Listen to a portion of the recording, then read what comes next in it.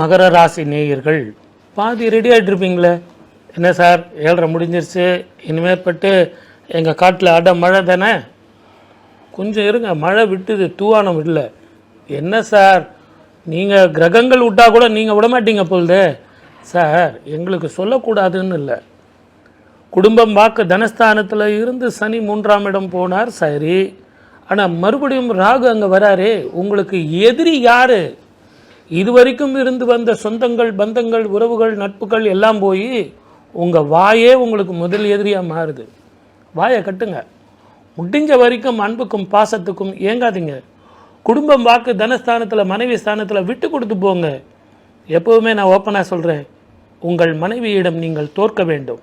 அப்படி தோற்றீங்கன்னா வாழ்க்கையில் ஜெயிக்கலாம். மனைவியிடம் தோற்க வேண்டுமா, வாழ்க்கையில் ஜெயிக்க வேண்டுமா, எது வேணும்னு யோசனை பண்ணி பாருங்கள். இதை எல்லாத்த விட வேற்று மொழி இனத்தவர்களால் லாபம், புதிய வாழ்க்கை, புதிய பயணம், புதிய வட்டம், புதிய நண்பர்கள், இவர்களெல்லாம் உங்களுக்கு உதவுவார்கள். புதிய சர்க்கிளை வச்சு சந்தோஷமாக வாழுங்க. வெளிநாட்டு வாய்ப்புகள் கிடைக்கும். உடல் ஆரோக்கியத்தில் கவனமாக இருங்க. கண் பிரச்சனைகள் கொஞ்சம் இருக்கும்.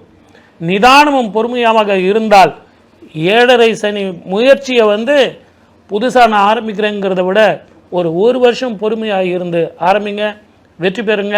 வாழ்க வளமுடன். All the best. 2025ஆம் ஆண்டு மகர ராசி நண்பர்கள் எல்லாமே சக்ஸஸ் ஆகும். ஒரே விஷயந்தான், முடிஞ்ச அளவுக்கு நீங்கள் சொல்ல வேண்டிய விஷயத்த பாயிண்ட்டாக சொல்லி முடிக்கிறது தான் நல்லது.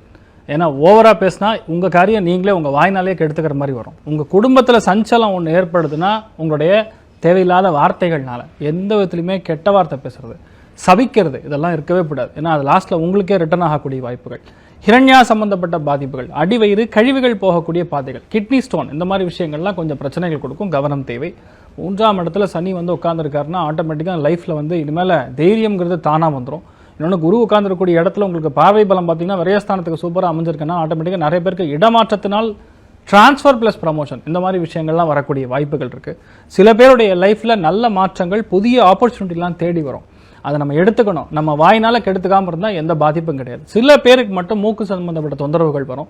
ஆனால் நிறைய பேருக்கு பணம், பொருளாதாரம் எல்லாத்துலேயுமே ஏற்றம் கொடுக்கும். ஒரே விஷயம்தான், எந்த விஷயத்த நீங்கள் டார்கெட் பண்ணுறீங்களோ அந்த டார்கெட் பண்ணுற விஷயத்த பேசாமல் காரியத்தை முடிச்சிங்கன்னா, மகரத்தை பொறுத்த வரைக்கும் பெண்களாக இருந்தாலும் சரி, ஆண்களாக இருந்தாலும் சரி, இண்டஸ்ட்ரியல் பீப்புளாக இருந்தாலும் சரி, என்டர்பிரனர்ஸாக இருந்தாலும் சரி, அத்தனை பேருக்கும் சூப்பராக இருக்கும்.